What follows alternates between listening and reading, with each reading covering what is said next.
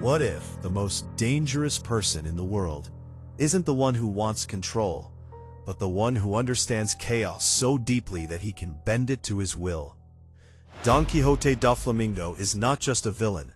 He is a psychological blueprint of what happens when trauma, intelligence, and power collide without guidance. To understand Doflamingo, you have to move past the surface-level idea of evil and step into his mindset, because everything he became was built on a single realization. The world is not fair, it is not just, and it does not reward goodness, it rewards power.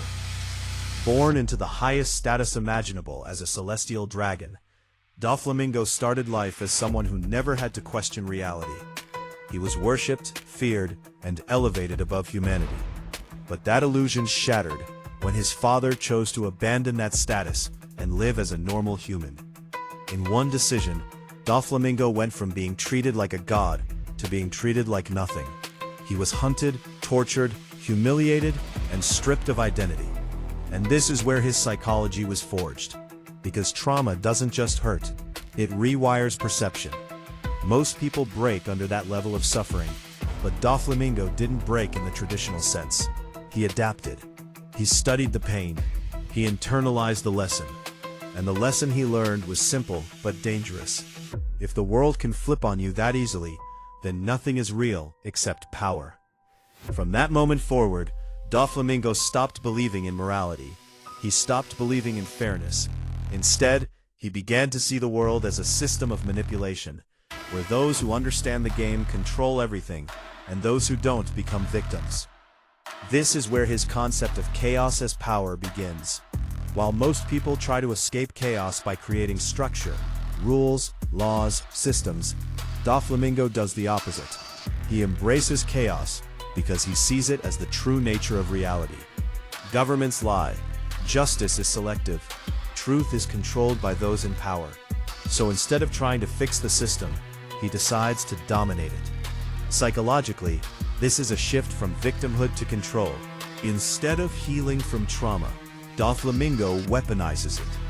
He turns pain into philosophy, and that philosophy becomes his identity. He no longer fears chaos, he becomes the architect of it. His devil fruit ability, the power of strings, is not just a combat tool, it's a perfect reflection of his mindset. Doflamingo believes that everyone is controlled by something: fear, desire, status, or survival. So instead of resisting control, he chooses to master it. He manipulates people like puppets, not just physically, but psychologically. Kings, soldiers, civilians, it doesn't matter. To him, free will is an illusion. This belief is rooted in his own experience.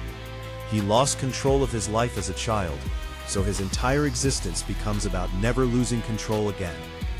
And this is something many people can relate to on a smaller scale. When you go through chaos in life, there's a temptation to overcorrect, to control everything, to trust no one, to stay 10 steps ahead at all times. But what Doflamingo shows us is the extreme version of that mindset. When control becomes your identity, you stop connecting with people. You start using them. Yet despite all his cruelty, there's a contradiction within Doflamingo that reveals his humanity. He values loyalty. His crew is not just an army, it's a family. And this is where his psychology becomes even more complex. Even someone who has rejected the world still craves connection, still wants belonging. But because of his trauma, Doflamingo doesn't understand healthy relationships. His version of love is rooted in control and dominance. He protects his crew, but he also expects absolute loyalty. There is no freedom within his family, only hierarchy. This reflects a deeper truth about human behavior. When people are hurt deeply enough, they don't stop wanting love. They just redefine it in ways that feel safe to them. For Doflamingo, safety means control. If he controls everything, he can't be hurt again. But in trying to eliminate pain, he also eliminates genuine connection. The real turning point in understanding Doflamingo comes when you compare him to Monkey D. Luffy, because Luffy represents the exact opposite philosophy.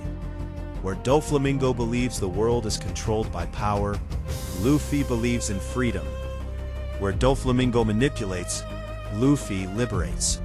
This is not just a physical conflict, it's a clash of mindsets.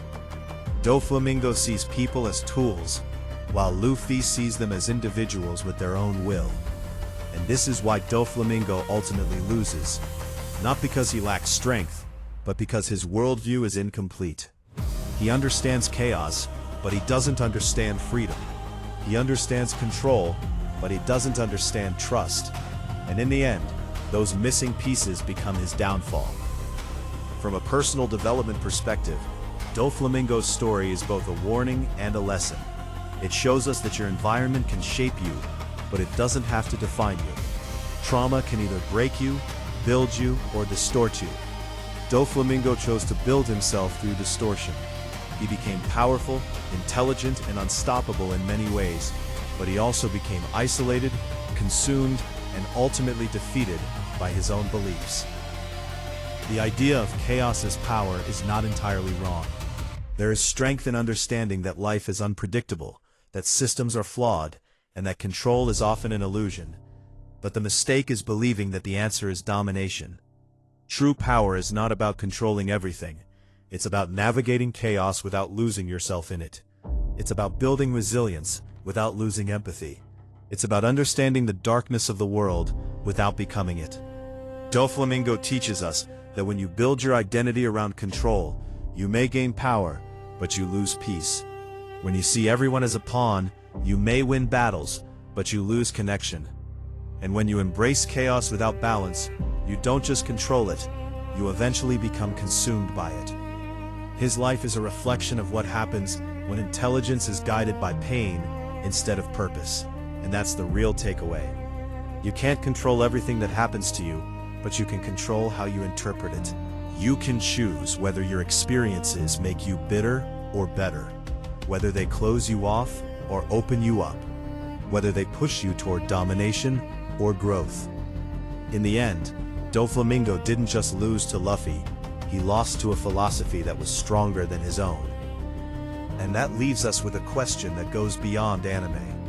When chaos enters your life, will you try to control it, or will you learn how to rise above it?